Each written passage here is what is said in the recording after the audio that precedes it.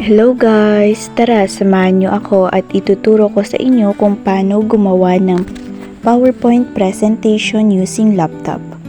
First, i-search lamang po ninyo kung ang PowerPoint 2010. Pagkatapos ay i-click nyo ito.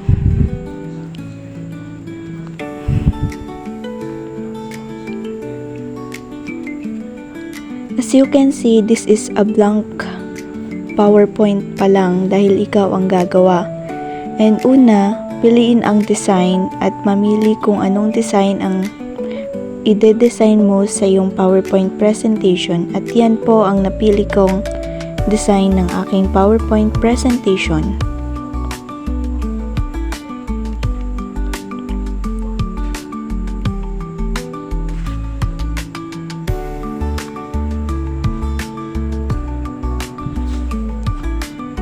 Pangalawa, ilagay ang title ng iyong PowerPoint presentation.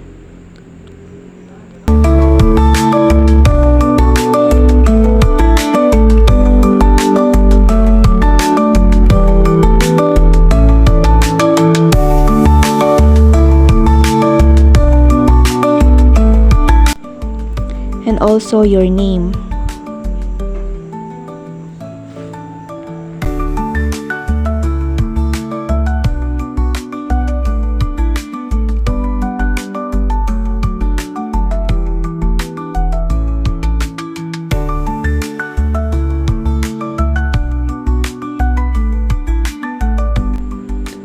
Pagkatapos ng inyong title at pangalan sa unahan, ay i-click nyo yung home at piliin ang new slide para to make new slide for you to continue your PowerPoint.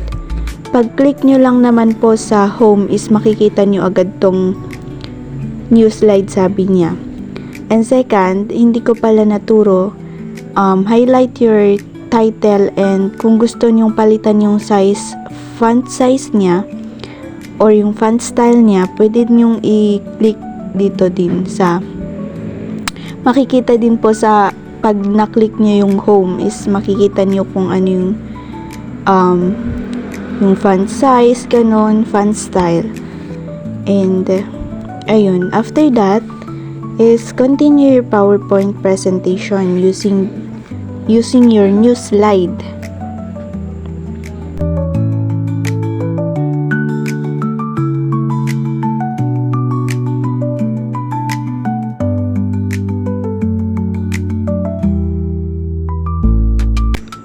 I-enter nyo lamang po kung ano yung susunod sa title nyo, kung yung introduction niya or any.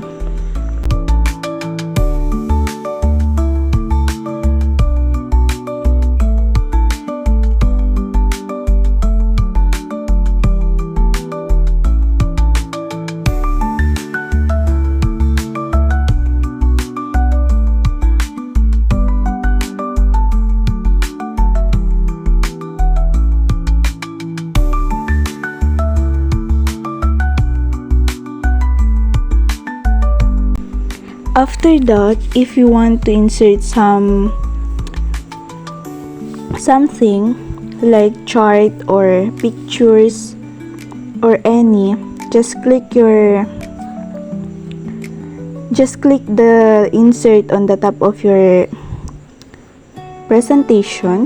Makikita lamang po sa taas, and i-click nyo lamang po kung ano yung gusto nyong i-insert, kung yung table ba or yung kung maglalagay ba kayo ng picture or any kind of yung mga gusto nyong i-insert sa PowerPoint nyo.